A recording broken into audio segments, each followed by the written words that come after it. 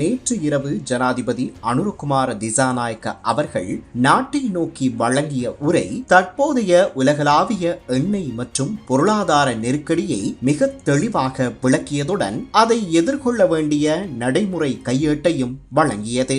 உலகில் நிலவும் மோதல்கள் மற்றும் பொருளாதார பதற்றங்கள் இலங்கை போன்ற நாடுகளின் மீது நேரடி தாக்கத்தை ஏற்படுத்தக்கூடும் என்று அவர் எச்சரித்தார். சிறந்ததை எதிர்பார்த்தாலும் மோசமானதற்கு தயாராக இருக்க வேண்டும் என்ற அணுகுமுறையுடன் அரசாங்கம் செயல்படுகிறது என்ற அவரது கருத்து முன்னெச்சரிக்கை அடிப்படையிலான ஆட்சி முறையை வெளிப்படுத்துகிறது. இந்த உலகளாவிய நெருக்கடியின் தாக்கம் சுற்றுலாத்துறை, ஏற்றுமதி, கப்பல் போக்குவரத்து மற்றும் விமான சேவைகள் போன்ற முக்கிய பொருளாதார துறைகளில் உணரப்படலாம் எனவும் அவர் குறிப்பிட்டார். குறிப்பாக சுற்றுலா வருவாய் குறைதல் அல்லது ஏற்றுமதி சந்தைகளில் சிக்கல் ஏற்பட்டால் நாட்டின் வெளிநாட்டு வருமானம் பாதிக்கப்படும் அபாயம் உள்ளது. எனினும் இந்த நிலையை சமாளிக்க அரசாங்கம் ஏற்கனவே முன்னெச்சரிக்கை பொருளாதார நடவடிக்கைகளை திட்டமிட்டு செயல்படுத்தி வருகிறது.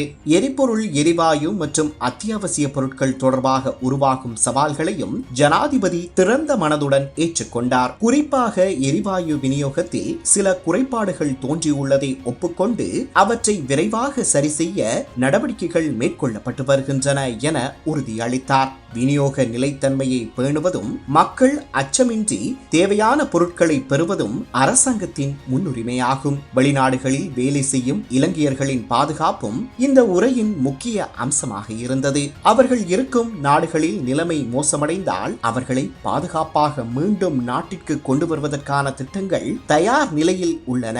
அதேபோல் அவர்களின் நலனையும் பாதுகாப்பையும் கண்காணிக்கும் நடவடிக்கைகள் தொடர்ந்து மேற்கொள்ளப்படுகின்றன.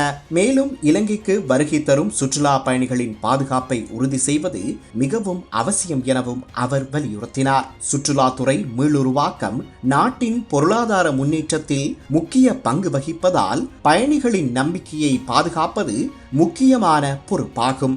இந்த உரையின் மைய செய்தி, அரசாங்கம் சும்மா காத்திருக்கவில்லை, அது செயலில் உள்ளது. பிரச்சனைகள் தீவிரமடையும் முன்பே அவற்றை கட்டுப்படுத்தும் முயற்சியில் ஈடுபட்டு வருகிறது. இது ஒரு முன்னோக்கிய சிந்தனையுடன் செயல்படும் ஆட்சியின் அடையாளமாகும். ஆனால் இது அரசாங்கத்தின் போராட்டம் மட்டுமல்ல, ஒவ்வொரு குடிமகனும் இதில் பங்கேற்க வேண்டும். உலக எண்ணெய் நெருக்கடிக்கு அரசாங்கத்தை குற்றம் கூறுவதால் எரிபொருள் கிடைக்காது. அதற்கு பதிலாக நம்முடைய வாழ்க்கை முறையை மாற்றிக்கொண்டு எரிசக்தியை சிக்கனமாக பயன்படுத்த கற்றுக்கொள்ள வேண்டும். இரவு நேரங்களில் தேவையற்ற மின்சார பயன்பாட்டை குறைப்போம். பகலில் அதிக மின்சாரம் கிடைக்கும் நேரத்தில் துணி துவைத்தல், மின்சார உபகரணங்களை அதிகம் பாவனை செய்தல், மின்சார வாகனங்களை சார்ஜ் செய்தல் போன்ற பணிகளை செய்வது நல்ல நடைமுறையாகும். தேவையற்ற விளக்குகள், விசிறிகள், ஏர் கண்டிஷனர்கள் போன்றவற்றை அணைப்பதும் கூட பெரிய மாற்றத்தை ஏற்படுத்தும். பொது போக்குவரத்தை அதிகமாக பயன்படுத்துவோம். தனிப்பட்ட வாகன பயணங்களை குறைத்து ரயில் மற்றும் பேருந்து சேவைகளை பயன்படுத்துவது எரிபொருள் சேமிப்புக்கு உதவும். ஒரே பயணத்தில் பல வேலைகளை முடித்துவிடும் பழக்கத்தை உருவாக்குவோம். அருகில் உள்ள கடைகளை பயன்படுத்தி தேவையற்ற நீண்ட பயணங்களை தவிர்ப்போம். வேலை, வகுப்பு, கூட்டங்கள் போன்றவற்றை இயன்றவரை ஆன்லைனில் மேற்கொள்வோம். ஒரே இடத்திற்கு செல்லும் நபர்கள் ஒன்றாக சேர்ந்து பயணிப்போம். குறுகிய தூரங்களுக்கு நடை பயணம் அல்லது மிதி வண்டியை பயன்படுத்துவோம். அதேவேளை கடந்த ஆண்டு தேசிய மக்கள் சக்தி அரசாங்கம் பெற்ற சுமார் 5% உள்நாட்டு உற்பத்தி வளர்ச்சி நாட்டின் பொருளாதாரத்தை வலுப்படுத்தியுள்ளது.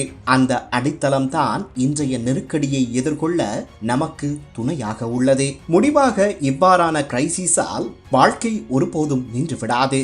ஒற்றுமை, பொறுப்பு, சிக்கனமான பயன்பாடு, இவை மூன்றும் சேர்ந்தால் எந்த நெருக்கடியையும் நாம் கடந்து செல்ல முடியும்.